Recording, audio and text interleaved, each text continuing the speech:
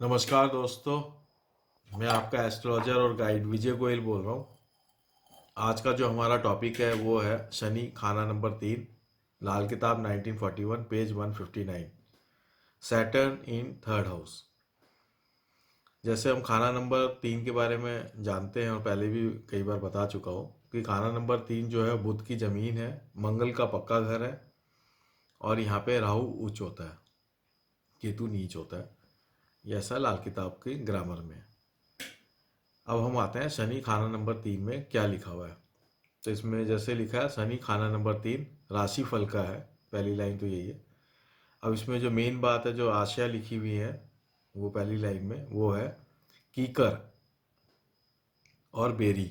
ये दोनों पेड़ होते हैं। कीकर का पेड़ होता है, राजस्थान में बहुत पाया जाता है। ड्राई एरिया जहाँ पे होता है, जहाँ पे सैंड ड्यून्स होते हैं, रेगिस्तान टाइप का जो इलाका होता है, पानी की जहाँ कमी होती है, वहाँ कीकर का पेड़ बहुत होता है। इवन जहाँ पे पानी ठीक है वहाँ भी कीकर का पेड़ बहुत होता है। इस ये कटीला होता है, इसमें कांटे बहुत होते हैं। और बेरी का पेड़ यानी छोटे छोटे जो बेर होते हैं, छोटे छोटे, वो छोटे छोटे बेर का पेड़ को भी शनि खाना नंबर 3 में बताया गया है। तो कीकर और बेर का पेड़ से हम ये अंदाज़ा लगा सकते हैं कि ये जो पेड़ होते हैं ये अपनी सुरक्षा के लिए इसमें कांटे लगे हुए होते हैं। यानी इन पेड़ों को कोई दूसरा जानवर जल्दी से इसके पत्तों को इनको खा नहीं सकता, बिगाड़ नहीं सकता। बकरी वकरी आके खा नहीं सकती, जो कांटों के कारण। इसमें कांटे बहुत होते हैं। कीकर कीकर का जो उपयोग होता है वो सर्दियों में, जो कीकर जो है वो काट के, और उसको लोग पहले चूल्हे में बहुत यूज़ करते थे। कीकर, पहले कीकर का पेड़ कुकिंग में बहुत यूज़ किया गया है। और बेर जो है उसमें छोटे छोटे गोल गोल जो लाल बेर आते हैं, लाल कलर के, रेड कलर के, वो बहुत मीठे होते हैं और वो बहुत उपयोगी भी होते हैं। मतलब उसके खाने से शरीर को बहुत फायदा होता है। तो हम ये देख सकते हैं कि मंगल और बुध का जो घर में शनि आके बैठा है, तो ये उस तरीके से इस आशय को यहाँ पे बताया गया है। कांटे भी हैं, केतु के कांटे हैं। कांटे जो होते हैं वो नीच केतु होता है। और ये पेड़ मजबूत भी बहुत होता है। हर एडवर्स कंडीशन के अंदर ये अपने आप को जीवित रखता है। ये पेड़ के ये खासियत भी होती है।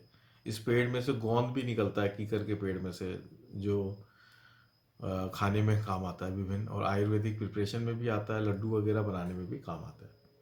तो ये कीकर और बेरी की बात हो गई। अब आगे चलते हैं। हम इससे मतलब बहुत कुछ आइडिया लगा सकते हैं कि शनि खाना नंबर 3 में कैसे रिजल्ट्स देता है। इस आशयों से हम आइडिया लगा सकते हैं, इससे संबंधित उपाय भी कर सकते हैं। आगे चलते हैं। नगद रुपए की कमी के लिए राशि फल, जिसके लिए केतु का उपाय मददगार होगा। जायदाद के लिए ग्रह फल का है। तो वैसे ही खाना नंबर 3 को शनि राशिफल का बताया गया है, लेकिन ये कब के लिए बताया गया है? जब आपके पास फाइनेंशियल जो है कैश, जो है कैश लिक्विडिटी कम हो, या मतलब वो आपको दिक्कत में आएगी। आपको कैश लिक्विडिटी की शॉर्टेज नजर आएगी जब भी शनि खाना नंबर 3 में होगा। हमेशा ऐसा लगेगा कि लिक्विडिटी नहीं है, हाथ में पैसा नहीं है। उसके लिए ये राशिफल का है। यानी अगर ये होता है तो हम उसके लिए उपाय कर सकते हैं। ये बात यहाँ पे बताई गई है कि किसका उपाय करना है। केतु का उपाय करना है। तो केतु का क्या क्या उपाय हो सकते हैं, मैं शुरू में ही जब यहाँ लिखा है तो मैं बता देता हूँ कि केतु का उपाय में सबसे बेस्ट उपाय तो कुत्ते की पालना है। ये अपन सब जानते हैं लाल किताब में। इसके अलावा केतु जो है बहनोई को, जवाई को और धोता को भी इंडिकेट करता है। तीन तीन रिश्तेदारियों को इंडिकेट करता है। इनकी सेवा करने से भी केतु का उपाय होता है।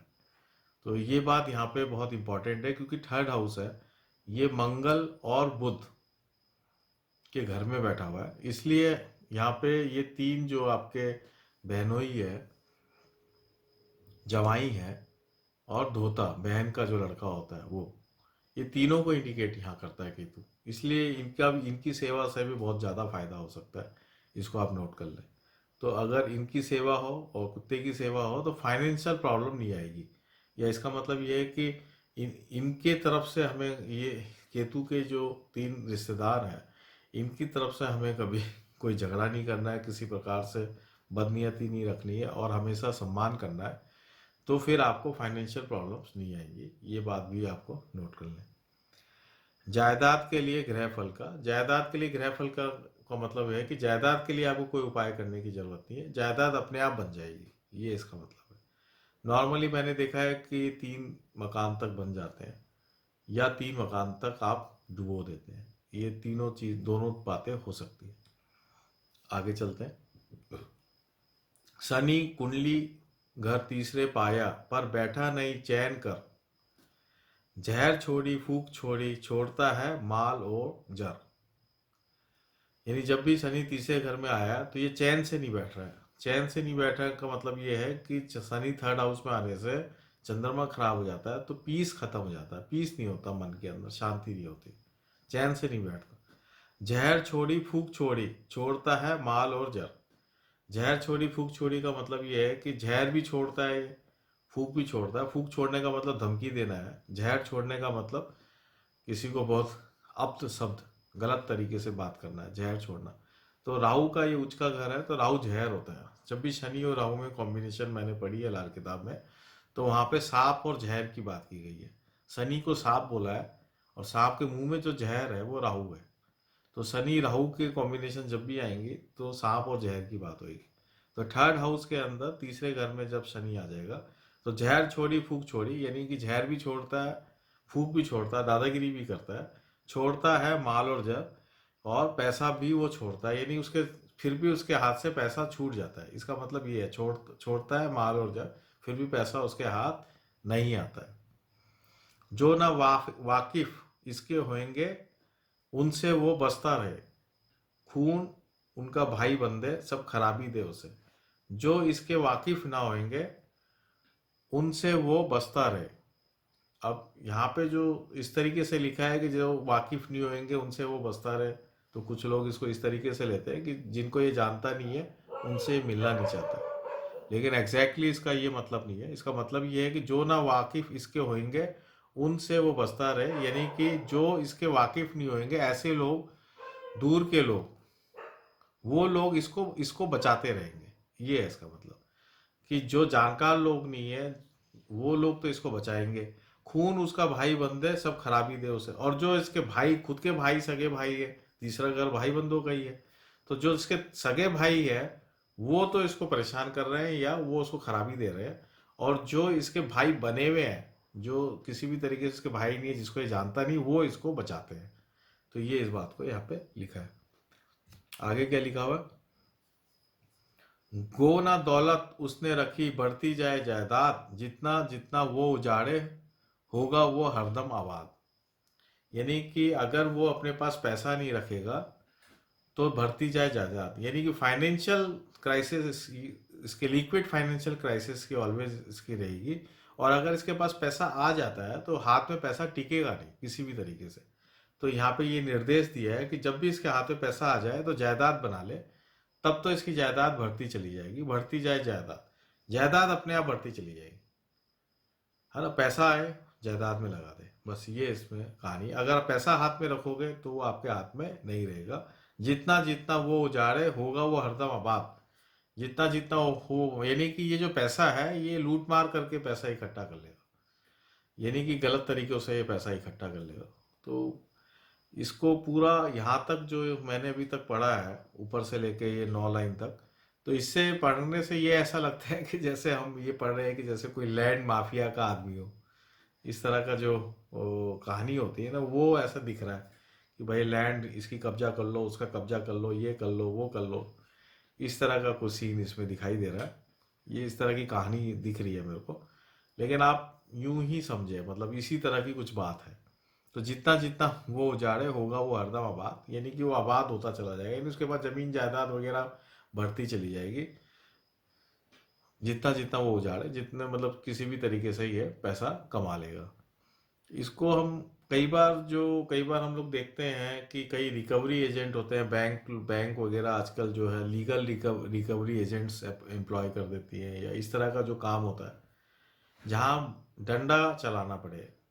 इस तरह का कोई भी काम हो जहाँ डंडा चलाना पड़े, तो उस तरह के काम में ये बहुत सक्सेसफुल होगा। ये अपन इसका एक पॉजिटिव बात तो ये ले सकते हैं।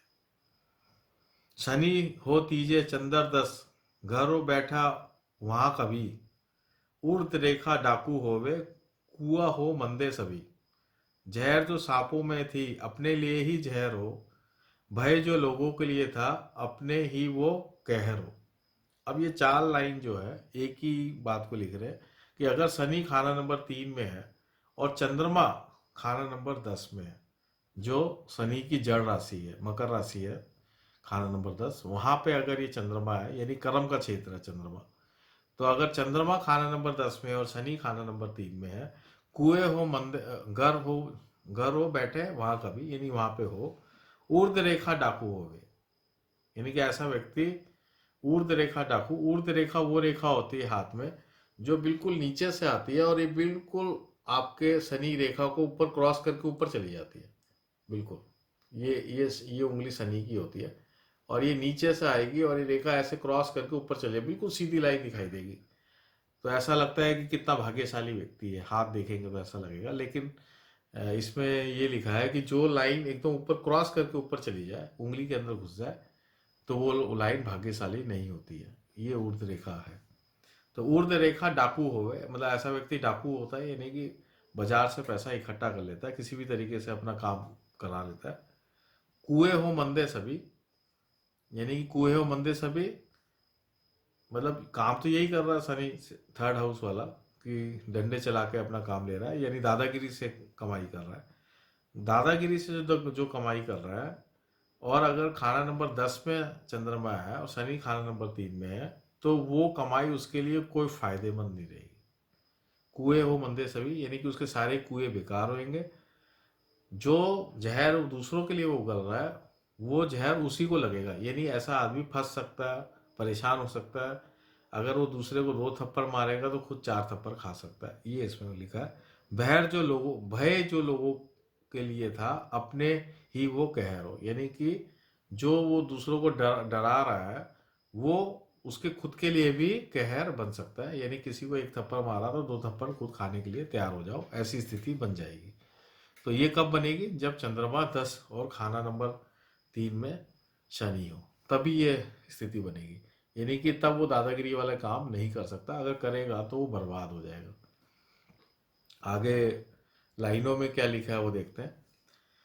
बिनाई, बिनाई का मतलब देखना होता है, नज़र जिसे हम बोलते हैं। नज़र के मरीजों का हातिम नायाब हकीम होगा, यानी कि आँख का डॉक्टर होगा, है ना, आई स्पेशलिस्ट होगा। तो ये एक बहुत पॉजिटिव बात बताई है। अभी तक तो दादागिरी दादागिरी कर रहे थे, लेकिन चलो एक अच्छी बात बता दी यहाँ पे कि शनि खाना नंबर 3 में हो और एजुकेशन का जो कारक है लाल किताब में वो चंद्रमा है, अगर उसकी भी स्थिति अच्छी हो तो आँख का डॉक्टर बन जाएगा। सूर्य की स्थिति भी अच्छा होना चाहिए आँख के डॉक्टर बनने के लिए। तो सूरज और चंद्रमा की स्थिति अच्छी हो, शनि खाना नंबर 3 में हो, तो नया हकीम होगा, यानी बहुत ही अच्छा आँख का डॉक्टर होगा। तो ये चीज़ आप देख लीजिए। इसको उपाय में भी यूज़ कर सकते हैं कि अगर आँख खराब हो रही है, यानी सूर्य चंद्रमा खराब हो रहे हैं, नज़र खराब हो रही है, तो ऐसा व्यक्ति को जो है आँख की दवाई जो है बांटनी चाहिए, आँख के रोगियों को मदद करनी चाहिए, तो उससे उनका खुद का शनि भी अच्छा हो जाएगा। ये एक, इसको हम इस तरीके से उपाय में भी यूज़ कर सकते हैं। आगे चलते हैं। जनूबी दरवाजा का मकान या उसके आगे पत्थर का होना शनिचर के खूनी सांप का असर देने का सबूत होगा। तो एक इंडिकेशन बताया है कि जनूबी का मतलब हो गया साउथ।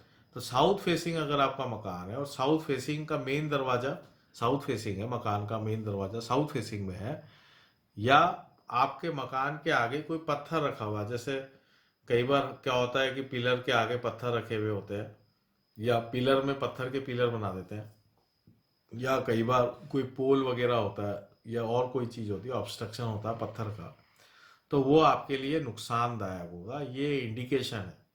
यानी वो मकान के अंदर बहुत मौतें हो सकती हैं, खूनी सांप का असर होगा, यानी कि उस मकान में खूनी सांप होगा, यानी वो डसने वाला सांप होगा, इसमें जो भी रहेगा या तो बीमार रहेगा या उसके मौतें हो सकती हैं। ये बात यहाँ पे एक इंडिकेशन दिया, इस बात की ये चेक कर सकते हैं आप लोग। वरना नकद माया के अलावा बाकी हर तरह से शनिचर का उत्तम असर होगा। अगर साउथ फेसिंग मकान नहीं है और पत्थर भी नहीं है उसके मेन दरवाजे के आगे, तो फिर कोई प्रॉब्लम नहीं होगा। फिर वो जो जो नॉर्मल रिजल्ट है जो ऊपर बताया है कि फाइनेंशियल क्राइसिस में तो रहेगा लेकिन जमीन जायदाद बढ़ती चली जाएगी, वो एक नॉर्मल रिजल्ट इसका रहेगा। आगे क्या लिखा? घर में केतु नगद दौलत के लिए मुबारक होगा। तो उपाय है ही, अगर आपके पास फाइनेंशियल लिक्विडिटी की क्राइसिस है, लिक्विडिटी फाइनेंशियल क्राइसिस से आप गुजर रहे हैं, तो केतु का उपाय आप करें। तो ये मैं आपको शुरू शुरू में बता चुका हूँ केतु के उपाय। और लेकिन घर में पानी मिले खुद अपनी मौत हो गए, यानी अगर घर के अंदर कुआं हो गए, जैसे ऊपर लिखा हुआ था घर में कुआं नहीं होना चाहिए, घर में अंडरग्राउंड टैंक नहीं होना चाहिए, तो अच्छा रहेगा। नहीं तो खुद अपनी मौत होवे, मौत होने यानी खुद अपनी मौत होवे ना, खुद के ऊपर बीमार हो सकता है या और किसी प्रकार से आफत उसके जीवन में आ सकती है। चोर डाकू भी बने तो भी दौलत के लिए मुफलिस बेहुनर और मंदहाल होगा।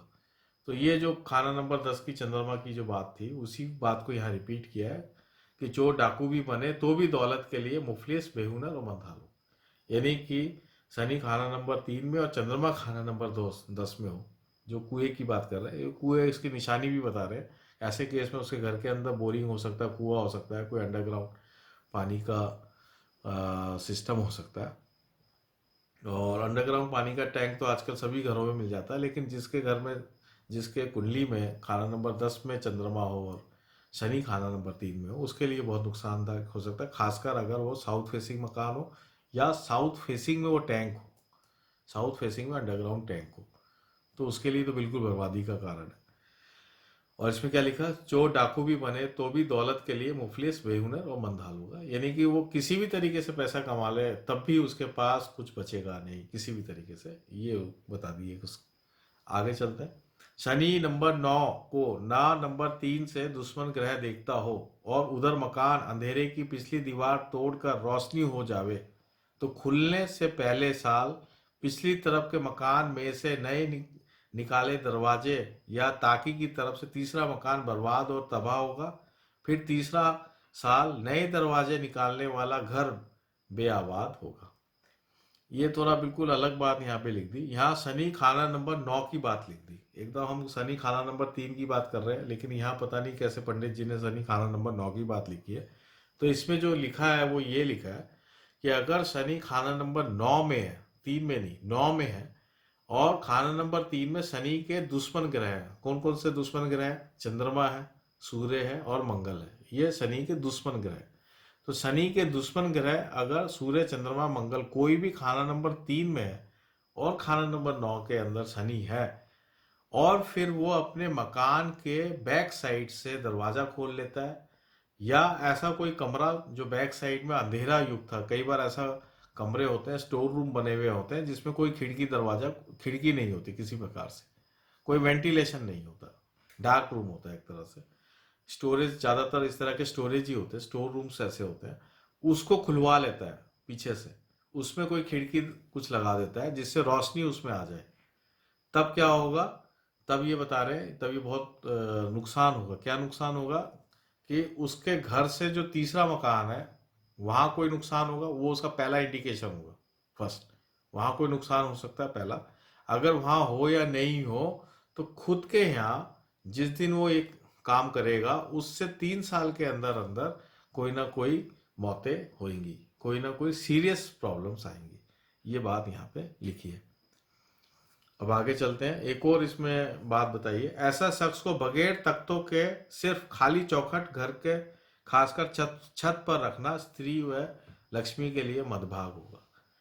तो जो कीकर का पेड़ होता है उसकी चौखटें वगैरह भी बनती हैं, ये जो है ये भी आप ध्यान दें। तो जो दरवाजा के चारों तरफ चौखट लगी होती है उसकी बात हो रही है। तो ऐसे व्यक्ति को जिसका खाना नंबर 3 में शनि है, उसको छत पे चौखट नहीं रखनी चाहिए। चौखट वगैरह पड़ी मिलती हैं, इसका मतलब ये नहीं रखनी चाहिए। जब पंडित जी कह रहे हैं तो इसका मतलब नॉर्मल रूप से आप पूछ सकते हैं कि क्या आपके छत में चौखट पड़ी हुई है। तो नॉर्मल रूप से वो छत पे चौखट पड़ी होती है, या सूखी लकड़ी पड़ी होती है, या लकड़ी का कबाड़ पड़ा होता है, इस तरह की चीज़ें छत पे होती है। तो उसको छत पे किसी भी तरीके से कबाड़ नहीं रखना चाहिए, खासकर लकड़ी का तो बिल्कुल नहीं रखना चाहिए, एकदम सफाई रखनी चाहिए जिससे उसके घर में लक्ष्मी बनी रहे, है ना। लक्ष्मी के लिए मंद भाग होगा, यानी लक्ष्मी चली जाएगी। अगर आप छत पे कचरा रखेंगे तो लक्ष्मी चली जाएगी। कारण ये है कि राहु जो होता है वो छत का कारक होता है, और शनि राहु को हमें मेल नहीं करना है। तो अगर शनि कबाड़, खासकर लकड़ी का चौखट वगैरह, जो शनि है यहाँ पे तीसरे घर का शनि जो है चौखट होती है, अगर वो आपने छत पे यानी राहु के उसके साथ मेल कर दिया है, तो शनि राहु मेल हो जाएगा तो आपके घर में ही जहर फूंक देगा, जो शुरू की लाइनों में लिखा हुआ है, यानी आप बर्बाद हो जाएंगे। तो इसलिए ये छत को एकदम सफाई रखे, साफ रखे, तो बहुत ही अच्छा होगा, ये इसमें बताया गया है। तो ये शनि खाना नंबर 3 लाल किताब 1941 यहीं पर ही समाप्त होता है, और डिटेल में जो है अपन 1952 में और भी करेंगे। आज के लिए बस मैं यहीं पर ही विराम देता हूँ। ये जो लाल किताब 1941 पे जो मैं कमेंट्री दे रहा हूँ, उम्मीद है कि आप सबको ये बहुत ही पसंद आ रहे होंगे। ये एक ओरिजिनल ऑथेंटिक कमेंट्रीज हैं, और जो भी लाल किताब सीखना चाहता है उनके लिए बेसिक्स हैं, उनको ये समझ में आएगा कि कैसे ओरिजिनल लाल किताब को हम इंटरप्रिटेट कर सकें। तो आप इस चैनल को, मैं चाहता हूँ कि आप इस चैनल को जो है सब्सक्राइब करें, लाइक करें, उसमें जो बेल का आइकन होता है उसको आप प्रेस करें, कमेंट दें। आप कमेंट बहुत ज़रूरी है, कमेंट देने से एक टू वे हमें कम्युनिकेशन का पता चलता है कि आपको ये पसंद आ रहा है नहीं आ रहा है। कोई आपका सुझाव हो, आइडिया हो, वो आप दें, ताकि हम उसको इंक्लूड कर सकें और इसको बेटर कर सकें। आपकी कोई क्वेरी हो, कोई शब्द आपको नहीं समझ में आया हो, तो वो आप दें, तो मैं उसको आगे नई वीडियोस में एक्सप्लेन कर पाऊँ। इसको और बेहतर करने के लिए आप जो भी आप मेरे को सजेशंस देंगे वो मैं ज़रूर उसको फॉलो करूँगा। ज़्यादा से ज़्यादा जो जिज्ञासु लोग हैं उसमें ये फैले, इसलिए आप लोग इसको शेयर करें, ज़्यादा से ज़्यादा शेयर करें। जो लाल किताब सीखना चाहते हैं या जो ज्योतिष की बेसिक नॉलेज को समझना चाहते हैं, वहाँ पे आप अपने ग्रुप्स में, फेसबुक में, आपके जो भी सोशल हैंडल्स हैं, वहाँ पे आप इसको शेयर करें, ताकि ज़्यादा से ज़्यादा जिज्ञासु लोगों के पास ये ओरिजिनल जो ऑथेंटिक कमेंट्रीज है वो पहुँच पाए। नमस्कार, जय हिंद।